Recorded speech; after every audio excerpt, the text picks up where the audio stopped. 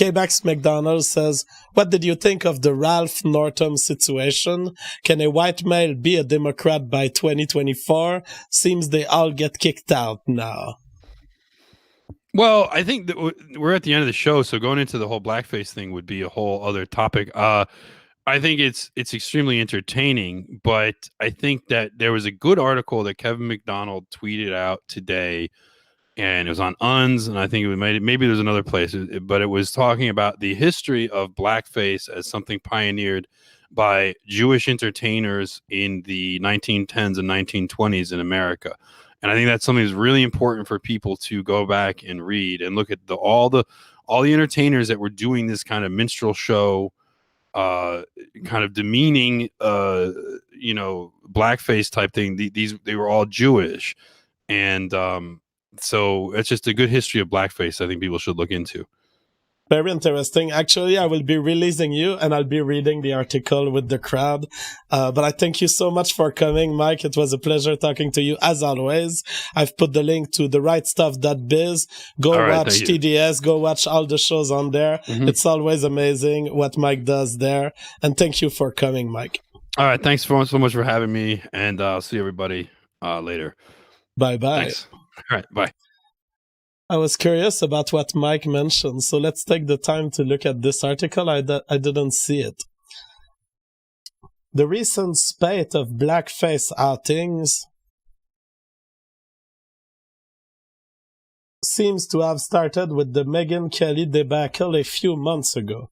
She didn't actually wear blackface, she just wasn't sufficiently disgusted by it, and though she apologized for the gaffe, the arch reaction quickly unemployed her. Now Virginia's Governor Ralph Northam and Attorney General Mark Herring have been caught up in blackface scandals.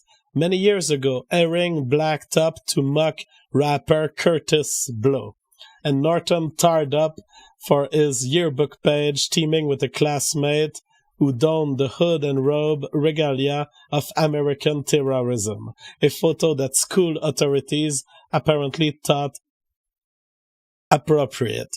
Whether or not one accepts the rounds of sorrowful apologies, it is essential to note that the Christian offenders, Kelly, Northam, and Herring, are apologizing for a Jewish crime.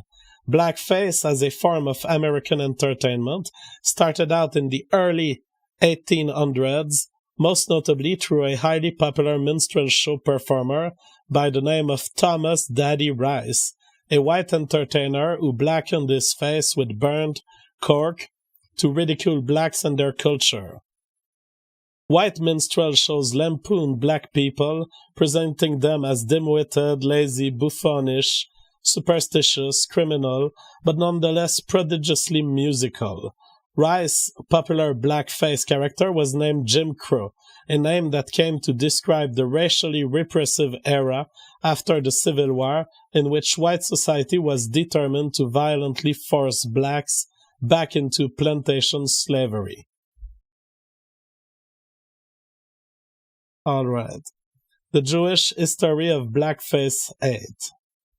From the time of the earliest American colonies, Jews had always been a formidable presence in the slave-based economy, where they became important slave traders and international marketers of slavery's product, especially sugar, cotton, and tobacco.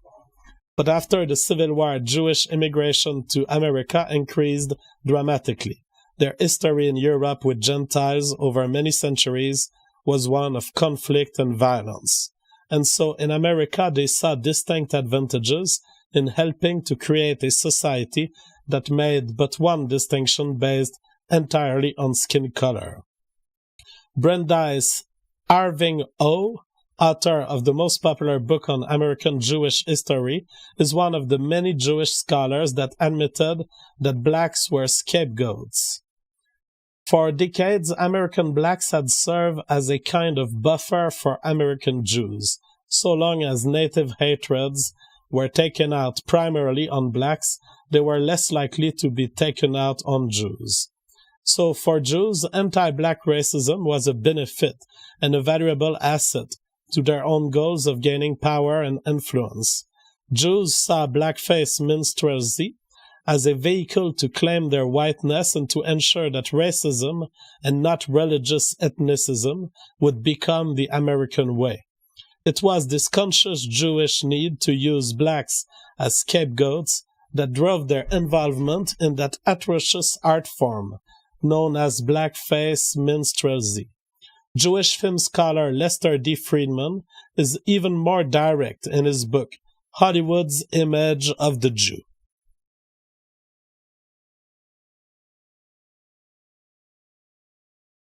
In actuality, many Jewish performers gained early and continued success using blackface.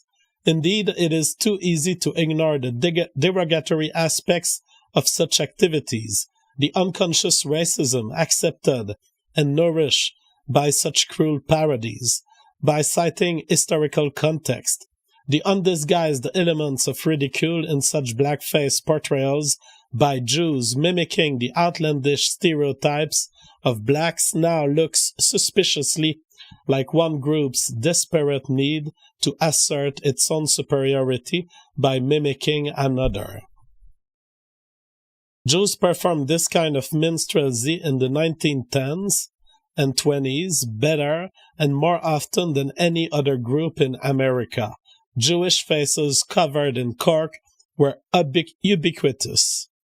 In fact, blackface and singing style pioneered by Jews, known as coon shouting, were mainstays of Jewish entertainment, with their most popular performers like Eddie Cantor, Sophie Tucker, Al Johnson, Irving Berlin, George Burns, and Florence Ziegfeld, using black race mockery as a dominant theme. Jewish historian Dr. Jeffrey Melnick says that Jews played a major role in the manufacture of racial stereotypes on which American popular culture depended. Well, this is a very interesting take there. So they give examples of Jewish actors and Jewish historians who have documented these events.